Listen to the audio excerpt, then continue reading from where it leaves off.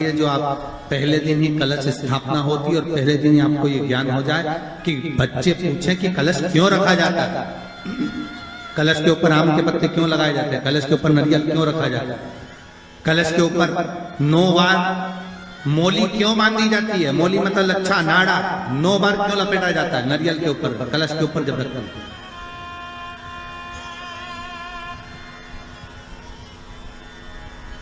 कलश के ऊपर जब जब श्रीफल रखाता है, नारियल रखाता है, तो उस पर 5 बार 7 बार मोली नहीं लपेटी जाएगी, तो 9 ही बार लपेटी जाएगी। 5 या 7 बार लपेटते हैं तो कहते हैं कि लक्ष्मी की छिन्नता होती है, और वो 9 बार लपेटी जाती है तो भरपूर लक्ष्मी का भंडार भरती है। क्यों क्यों कहते हैं उसे? भगवान कुंभ का निर्माण कर रहे हैं, भगवान कलश का निर्माण कर रहे हैं, और भगवान स्वयं ब्रह्मदेव कर रहे हैं कि आप ऐसा निर्माण कर दो जिसमें 33 कोटि देवता स्वतः विराजमान हो जाए। तो भगवान ने उस कलश का निर्माण कर दिया। अब कलश का निर्माण करा तो स्वयं भगवान ब्रह्मदेव बोले, प्रभु इस कलश के अंदर मेरा स्थान कहां है, मेरा स्थान कहां है?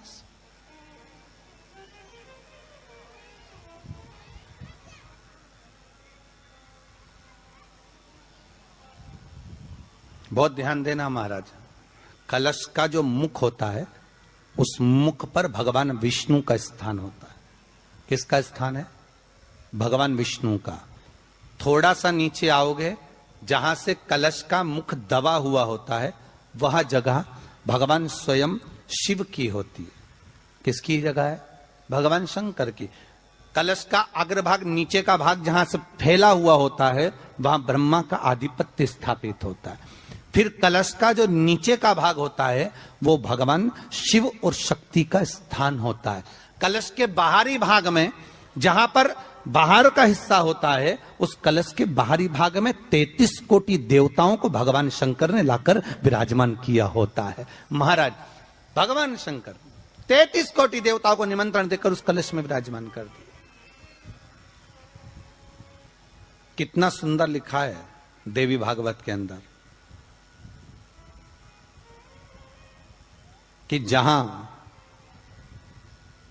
कलश की स्थापना होती है उस जगह पर किसी देवताओं को बुलाने की जरूरत नहीं होती। 33 कोटि देवता उस जगह पर स्वतः विराजमान हो जाते हैं। स्वयं 33 कोटि देवता स्वयं वहां विराजमान। नवरात्रे एकम से प्रारंभ नहीं होते, अमावस्या की रात्रि से प्रारंभ हो जाते, इसलिए उसको कहते हैं नवरात्रे।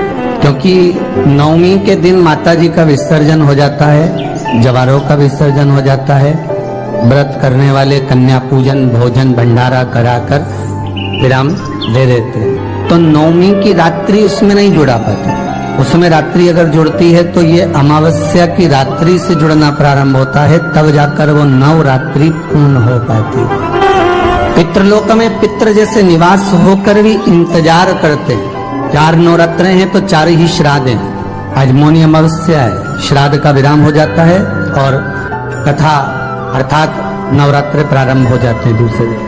तो यहाँ शास्त्र कह रहा है जैसे हमें प्रतीक्षा रहती है कोई अच्छे कार्य की, कि घर में कोई शुभ कार्य हो, घर में कोई अच्छा आयोजन हो तो अपने को आनंद होगा, प्रसन्नता होगी।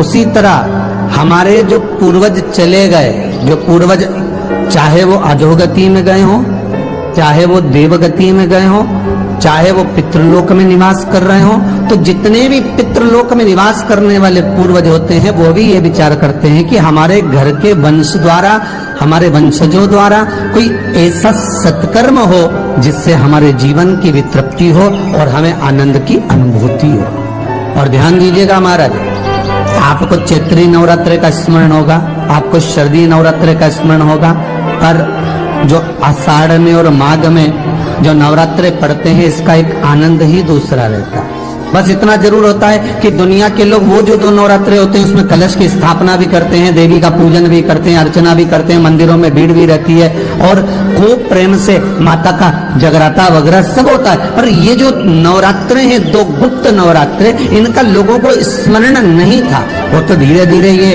टीवी चैनल के माध्यम से कथाकारों ने, वक्ताओं ने स्मरण कराना जब चालू करा, धीरे धीरे बताना, मार्गदर्शन करना जब चालू करा, तब लोगों को ज्ञात होता गया कि कोई गुप्त नवरात्रा भी होता है, उसमें भी देवी की आराधना होती है। ये चारों नवरात्रे अलग अलग अवस्था के हैं, अलग अलग सुख के हैं और अलग अलग आनंद के।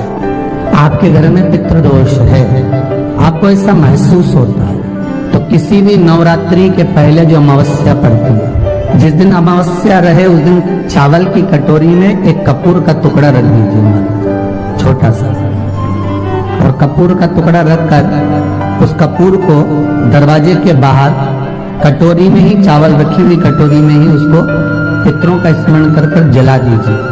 और जलाने के बाद उस चावल को कहीं भी किसी भी वृक्ष की छांव में पक्षियों के लिए डाल दीजिए। शिव महापुराण की कथा कहती है, अगर मान लो पितृ आपको कष्ट दे रहे हैं, पितृ आपको तकलीफ दे रहे हैं, कोई काम नहीं होने दे रहे हैं, या कहीं आपको ऐसा लगता है कि पितरों का दोष है, तो वो पितृ दोष देवी, अब ये जो आप करेंगे ये कब कर रहे हैं? अमावस्या के दिन आप उसको रख रहे हैं, अमावस्या के दिन उसको रखकर रात भर आपने रखा कपूर के साथ में, सुबह एकम पड़ गई, नवरात्रि लग गई, उसी दिन उसको जलाकर आपने पटक दिया। अर्थात उससे देवी और पितृ इन दोनों का आशीर्वाद जो प्राप्त होता है, तो घर में से पितृदोष समाप्त होकर लक्ष्मी की वृद्धि प्रारंभ हो जाती है, कार्य में सिद्धता आ जाती है। और नवरात्रि में भी देवी की आराधना का एक स्मरण का सुख है महाराज। ज्योत का विधान है, नवरात्रि में देवी की ज्योत लगती है, अखंड ज्योति लगती है, जवारे बुआए जाते हैं, कलश लगता है, ज्योत का भी विधान है। जिसके यहाँ दिया अखंड जलाया जाता है, अगर वो दिए की लो, दिए की बाती अगर दक्षिण दिशा की होती है, तो उसके घर में साल भर में एक घात जरूर होती है। जो दिया अखंड जलता है उसकी बाती का मुख दक्षिण का नहीं होना चाहिए। अगर आपने देवी भागवत का स्मरण कराओ, देवी भागवत को अगर सुना हो, तो देवी भागवत में स्पष्ट किया गया कि पूर्व की ओर मुख करा हुआ दिया, अर्थात पूर्व की ओर ज्योत जो जलाई जाती है वो संपदा की वृद्धि करती है। पश्चिम की ओर मुख कर कर जो ज्योत लगाई जाती है महाराज, वो बेभव को देती है। और उत्तर की ओर जो मुख कर कर ज्योत जलाई जाती है, उत्तर की ओर जो ज्योत का मुख रहता है, वो आयु की वृद्धि करती है, घर में अकाल मौत को रोकती है। दक्षिण की ओर ज्योत ना लगाएं, अगर आपको लगाना है पूरब की लगाएं, पश्चिम की लगाएं या उत्तर की लगाएं। और जितने दिन महारानी जगदम्बा जगतधात्री दुर्गा भवानी चैत्र नवरात्रे में, शरदीय नवरात्रे में, आषाढ़ी नवरात्रे में, आदिक पौष नवरात्रे में हम जगत जननी जगदम्बा की जब स्थापना करते हैं, या हम नूतन घर का प्रवेश करते हैं, या गणेश जी की स्थापना करते हैं, या कोई दुकान को प्रवेश करते हैं, या कोई शुभ कार्य करने के लिए अग्रण्य होते हैं, तो हम कलश की स्थापना क्यों करते? कलश के अंदर आखिर ऐसा क्या विराजमान है कि 33 कोटि देवता उस कलश के अंदर आकर बैठ जाते हैं। आप कोई यज्ञ करने जा रहे हो, आप कोई पोथी पुराण करने जा रहे हो, आप कोई अच्छा कार्य करने जा रहे हो, तो ब्राह्मण देवता कह देते कलश की स्थापना होगी, कलश की शोभा यात्रा निकलेगी, कलश यात्रा निकलेगी, कलश विराजमान होगा। उस कुंभ की, उस घड़े की महत्वता कहां से प्रकट हो गई? शिव महापुराण की कथा कहती है महाराज, भगवान औघड़दानी शंकर स्वयं आद्य शक्ति जगदम्बा से कहते हैं कि जगदम्बा तू क्या चाहती है बोल। तो जगत जननी जगदम्बा कहती है कि जहां मैं हूं वहां शंकर है, ये आपने कह दिया, पर जहां शंकर है वहां पार्वती का होना जरूरी है। उसके लिए सिद्ध करने के लिए एक स्थान ऐसा बनाया जाए जहां पर शंकर विराजमान है और शंकर के साथ पार्वती विराजमान है। तो शिव जी ने कहा, पार्वती उसके लिए मैं तुझे एक सुंदर कलश का निर्माण कर कर देता। अष्टमी के दिन कन्याओं का भोजन कराओ या नवमी के दिन कन्याओं का भोजन कराओ, पर देवी भागवत तो कहती है देवी भागवत वर्णन करती है कि पहले नवरात्रे से लेकर नौमी तिथि तक जितने दिन देवी के होते हैं, प्रत्येक दिन में आप किसी भी दिन कन्याओं का भोजन करा सकते हो, पहली रात्रि से लेकर, पहला दिन से लेकर। पर 9वें दिन तो सवेरे पूजन करके, यज्ञ करके, अनुष्ठान करके देवी को विसर्जन कर दिया। फिर नवरात्रि पूर्ण कैसे हुई?